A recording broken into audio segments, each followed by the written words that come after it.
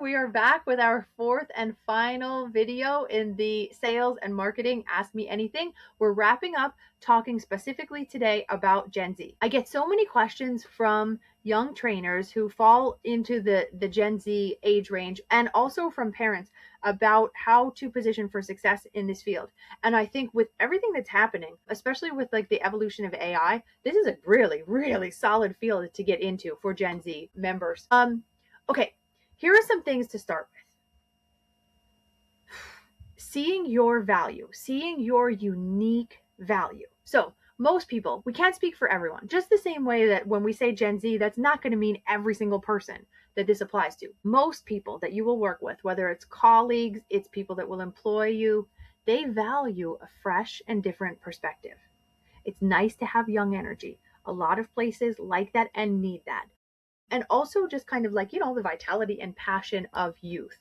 All of those things are very, very important. You must also be a team player, right? So let's not discount that. It's not like you come in and run the show when you're new into any field, but just know that being young has advantages. Now, sometimes I feel like what I hear the most from young people is that they are insecure about their lack of experience. But just remember, you can't have both of these things at the same time. So you can be young, but you can't be young and have 20 years of experience in a field. Those two things can't happen together. So if you're young, you need to have good potential. You need to have good training. You need to have good interpersonal communication skills, this kind of stuff.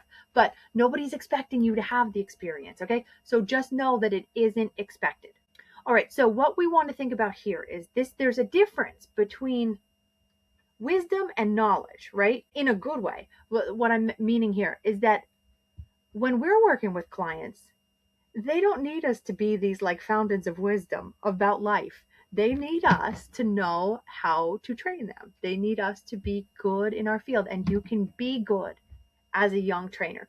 Experience is helpful, right? There's no denying that. You will become a better trainer with experience, but there's no reason you can't be a great trainer straight out of the gate because you are trained properly. Okay? So just kind of, I would say, shift your perspective. If it's not adopting that, I think that everyone can be looking at it that way. Now, from my side of things, hiring, I do like to hire young people because somebody who is kind of a clean slate doesn't have, like in my mind, I want to say bad habits, right? But it's not really that. It's just different habits, but that's what I see it as, right? Where I need to kind of untrain something, retrain a new way, that it's like when you're having somebody joining your team, they might be more trainable if they're new into the field. And that's regardless of age. But a lot of people are going to be younger when they come into our field. Now, know what the benefits of your current age are. As we talked about, I can't remember if it was in part 1 or part 2, but I would refer back to that if you're interested here. It's knowing what skills you are bringing, even if you don't see them as skills. So one of the things I think that is almost universal with Gen Z is this like inherent understanding of social media, where people my age and older need to always study it. And it's always going to be like think of a foreign language. You can become fluent in a foreign language, but it's never going to be the same thing as growing up in a place where that is the spoken language, because there's going to be all of those little idioms, like sayings that can't really be taught, kind of like that. So you are the people that have grown up with this, where your voice can carry a lot of weight in a marketing meeting because you're going to be speaking from experience, right? So I think like young people say to me all the time, but that's not a skill, but it is because other people don't possess it. Okay. So you have that. So I think like embrace who you are, where you're at, and showcase it.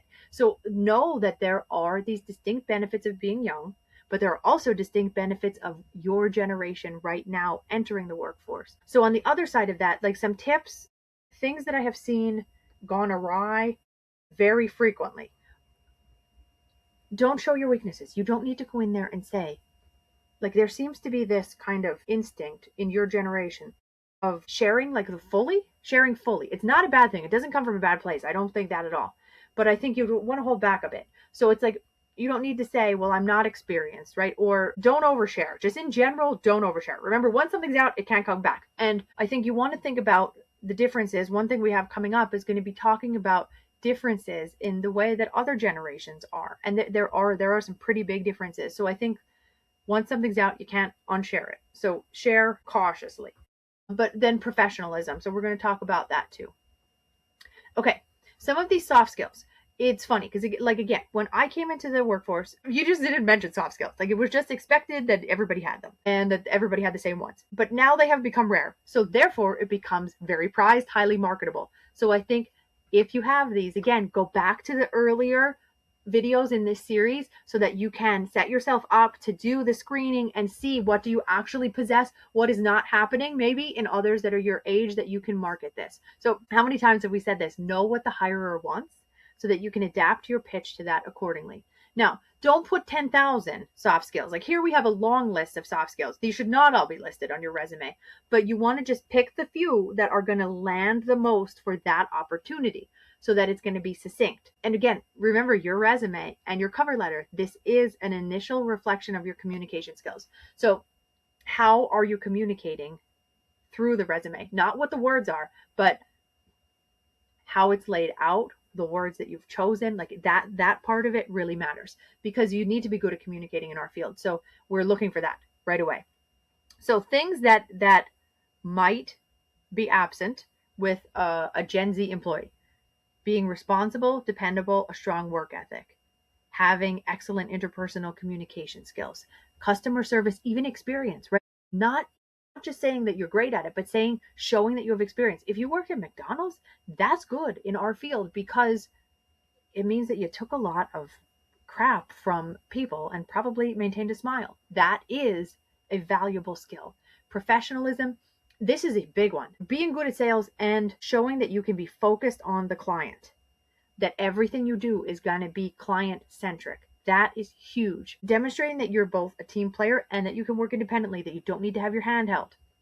You're organized, you're passionate. These are some of the soft skills that I really look for and value. However, one thing that I have found is that unlike other generations, I'm not sure how this happened, but I feel like Gen Z age people that I am interviewing are very good at selling that they have these skills, but not necessarily possessing them. Whereas other generations seem to, like, they wouldn't really, for better or worse, they wouldn't really say that. So I don't know how this changed, but this is why one of the things is, like, people have to do so much hiring in order to find somebody that sticks, that is a good team member, because there are a lot of these things are lacking. So I think if you have them, only share what you have, but then give examples, right? If you can give examples of, here was a time that I demonstrated excellent customer service. Here was a time that I had to work independently and with a team.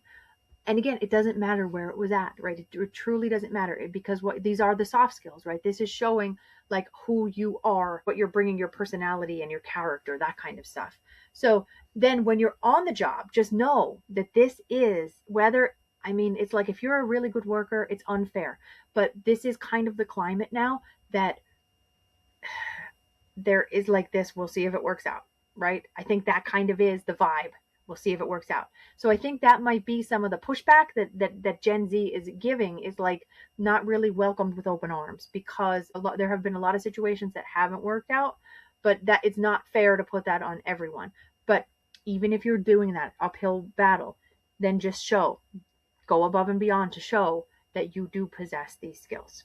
Okay, and make sure that they're going to be visible without being flashy, but, visible. Okay, so another thing is, like, this.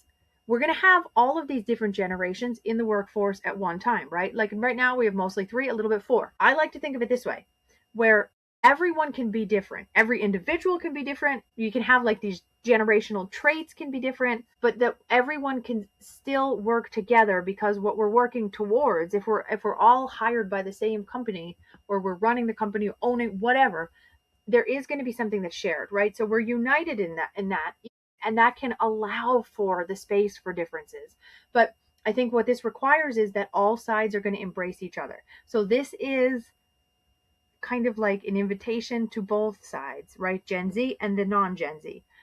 I think what's different is, like, as a millennial, right? And the Gen Z people are very aware of the differences with millennials. But as a millennial, what I valued growing up was hard work, accomplishment, recognition, all of these things that, like, I feel differently now. I feel like I have outgrown a lot of it, thankfully. But that kind of led to an easy entry into the workforce, because what I wanted to do was study what was already happening there, replicate it, right? Replicate success as it was already occurring. So for me, that I never had issues. Like, I working with people that were in the other generations, it just went well.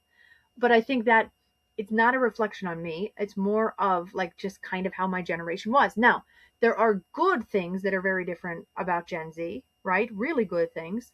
But also, I think it creates this conflict entering the workforce. So everybody, I think, needs to just embrace that there are big differences that are happening, but there's nothing that can't be, there's no gap that can't be bridged. And that I think we're still going to end up in a better place by having all of these different opinions, as long as people can maintain respect for each other and a shared vision of what is trying to be achieved. The big tip that I have here: when I was getting trained in just a certain thing, it required completing coursework on like studying different generations. And this was like eye opening for me, because I think before I was like loosely aware of it, but really studying this, I think that was one of the big things that helped me to grow out of a lot of, I think, some things that are unhealthy in my generation. But that's going to happen in every generation.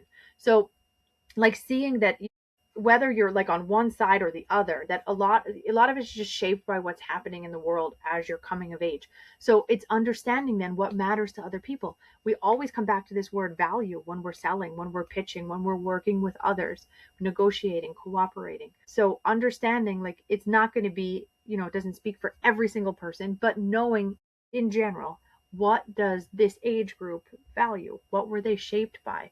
And I think for young people, one of the big things that I really hope happens is that there can be more space to understand that having different opinions does not always equal wrong opinions. Sometimes it does, but a lot of times it doesn't. And that we're not going to accomplish things together if every single person that has a different opinion than us in any way is out. So anyway, this works with colleagues, bosses, and clients. And when it comes to selling, I think understanding what motivates people is really helpful. So it's going to help with both the closing and the retention rates. Okay, so let's just talk very quickly about compromise. I think, of course, everyone should never compromise your core values. Don't compromise your integrity. Don't do that. And, it would be lovely to say that you're never going to have a situation where that stuff is even presented. Is probably, everybody has bad experiences in their career. And that's the stuff that really, like really stand tall with who you are.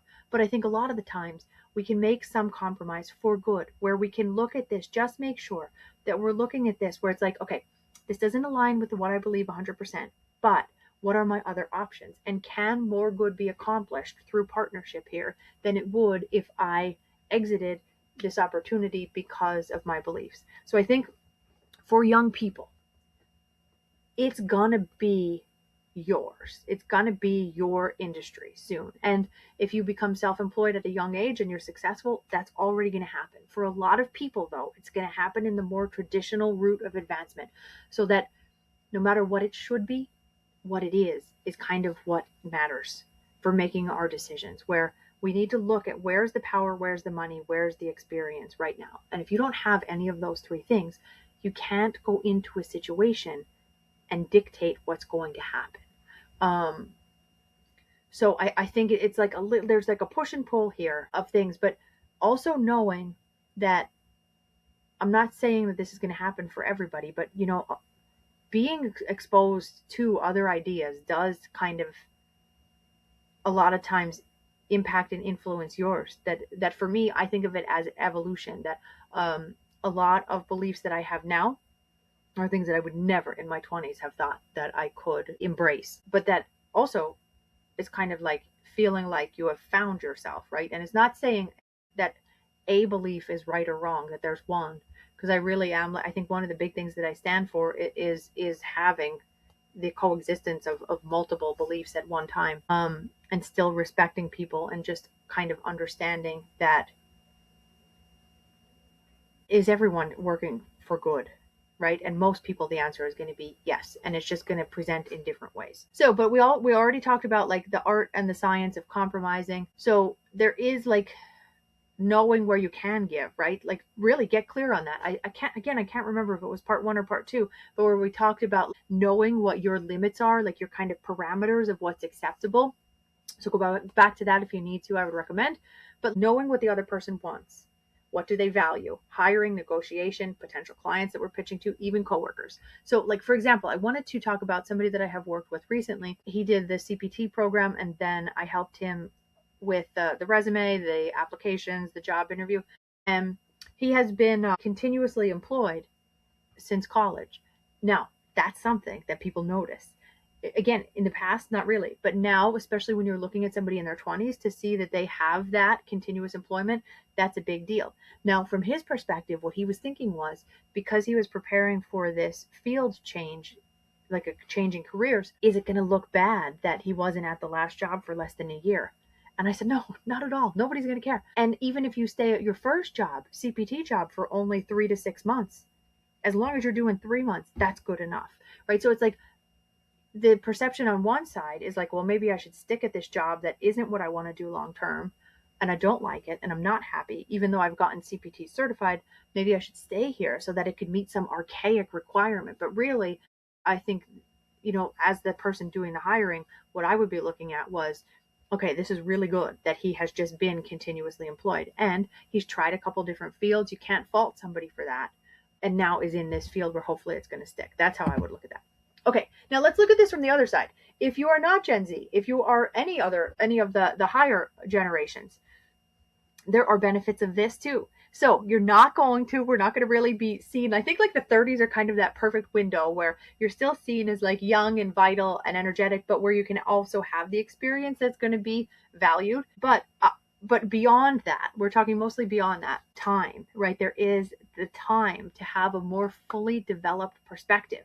So you have like a lot more experience, both work and life, that is going to come back flowing into how you approach your work life. And like for me, so I started in this industry, even like I don't count this when I say in the 20 years, but even when I was a teenager, like my first real jobs were lifeguarding, swim lessons, and working at a gym at the desk. But it was like kind of a gym that was a train wreck, and I ended up doing like so much other stuff that I should not have been doing as like a high schooler, but it was great experience for me. So I would say like witnessing then what was happening when I was very young like that was when it was still like the tail end of mostly men came in to lift, women came in to do aerobics classes. And then just seeing how everything has changed over time, like that really, there is value to that. So if you are on the older side, that's something that you can present as one of your marketable skills, is understanding, like really having finger on the pulse of seeing what happens, what trends last, what doesn't, and knowing that you're not going to have knee-jerk reactions when something new hits TikTok. But I think mostly it's this. I don't think it's age. I think it is having the space for learning. So there is this thing that my daughter and I were reading recently that is like about patient learning, where it gives the example of a bird learning to fly. The bird never flies on the first try. And much like a baby learning to walk, their brain is not there yet cognitively that they're going to do otherwise. That it doesn't say, this is too hard, I'm going to quit. When we become older, that can become a part of it. But really the process of learning is meant to be that it is, I don't like the word failure, but it works, that you're going to fail until you succeed. So I think in that regard, having more time in the workplace gives you more time to be learning efficiently. I'm also not somebody that believes that you automatically become wise with age, right? I've met plenty of people that are at the end of it, and I feel like, what have you been doing for all of these decades, right? So I don't think that those two things like that, we should automatically, defer to somebody because of age. But I wanted to also give this example where, because I don't think it is age, I think it's time for learning. Say that like you wanted to learn how to do a cartwheel when you were young. You're 5 years old and you want to learn how to do a cartwheel. The first one's going to be ugly, right? But then it's the practice and all of that, all of these motor learning skills, like the things that we do every day. If you're an adult and you've never done a cartwheel, it's going to be the same process. So there we see that it's not age that makes you good at doing a cartwheel. It is going to be the time and the practice, right? It might take a little longer. It might be a little different, but it's not something that, it just takes time, right? It just takes time. So in this regard, if we're looking at things this way, I think as long as people are healthy, and if you're younger, I mean, feel for you because you're going to have some people that you got to really work to earn their respect, and you shouldn't have to. But I think that it's just kind of the climate we're in, where it's like this idea of, like, the saying, one bad apple spoils the bunch, where it's like, because of the frequency of bad experiences, even if you're bringing a good experience top to bottom, you're going to have to kind of prove it a little bit. But also, like, there is not really an alternative, not that I'm aware of. So I think, like, just kind of suck it up, know that, everybody is going to have difficulties in some regard. And even if it's not fair, it doesn't matter really what industry you're going into. I think ours is kinder to young people than a lot of others are. But in general, I think as long as you're working with healthy people, they're not going to, just because you're younger, they're not going to see you as less than in some way. So, but one thing too is that the older generations are more accepting of viewpoints that are different than their own. So there's something to be learned for that. But, I think also too, like, there is this knowing that probably young people are going to change a little bit as they grow, because everyone should, right? When we look at our own views, the way I feel is like everything that I always believed in came from a good place, and that makes it valid. There's nothing that I discount because it changed over time, right? So I think that one thing that really helped me with that was working with the older adults, because really I was pretty young. I was probably less than 30 when I started working with the older adults. And just like for these people to give me so much respect when I was still relatively new in the field, like, that really shaped me a lot. So that's another reason I really like it. I do think it's important that we have that mixing of the different generations. All right, so let's wrap it all up here. Measure, measure, measure. No matter what you're doing, make sure it's something that you can measure. And we're going to distance ourselves from the emotions, objectively identifying weak areas, and then planning. Create and execute the plans to turn those into strengths. So where we see problems, we're going to find or create solutions. And we always want to, we've talked a lot here back and forth, like big picture, little, but always making sure that that we never get so into one part of it that we lose sight of the other. And I'm going to wrap up by saying, like, don't reinvent the wheel. One of the reasons I started doing consulting, especially with, I like to do it with everyone. So, like, even more seasoned trainers, it's fun because we usually do things like operational analysis, and we're kind of planning, like, launching big programs, like that kind of stuff I love. But I also love to work with new trainers, because I remember myself when I first started, there were just a lot of questions, and there wasn't really anywhere to go with those questions. So I feel like it's through partnership that you can get where you want to go, right? You know what your path is, that you can get there faster by having somebody else who has done it already help you to kind of remove all of the stumbles that don't need to happen. So we started this whole thing by saying, jot down 1 to 5 things that really jumped out at you in the series. But whatever it is now, like I would say, don't overload yourselves. That's the reason I recommend only trying 1 to 2 new things right away, is because I feel like it's manageable. This is what I have found works for me. If I do something like listen to a podcast or a new book, a new course, where I have so many ideas and I'm really excited about them, that's all good. But I think sometimes wanting to do so many things can actually hold us back from doing anything. So that's why I'm a really big advocate for just one small thing that we can start right away. Again, very much like we train our clients. Okay, so if you are interested, I would love to work with you privately.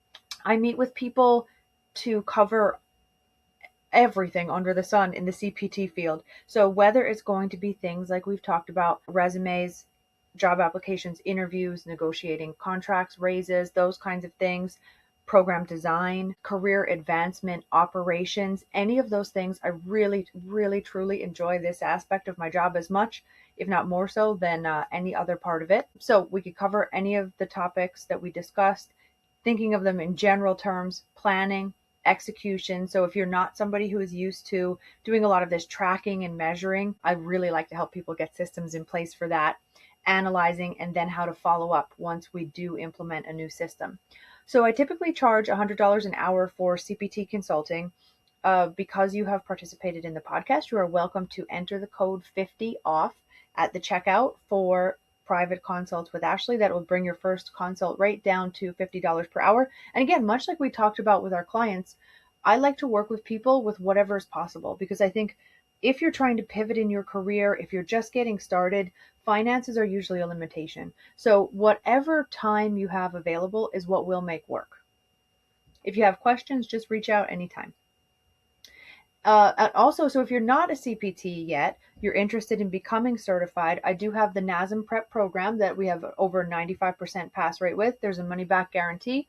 It includes 37 hours of video instruction. So it is taught like a college course, the lectures, really understanding the material in a way that is typically doesn't happen when you're trying to teach yourself with the online modules. So we have that program. And if you are already certified and you need to recertify, we have the Mastering Science-Based Program Design course, which is NASM approved and also AFA approved. So that will cover all of the CEUs that you need from your coursework in one renewal cycle. If you have questions about either of those, let me know. You can find those on our site. And please be sure to like and subscribe to make sure that you will be receiving future content. If you have comments, I would love to hear them. Share below. Thanks.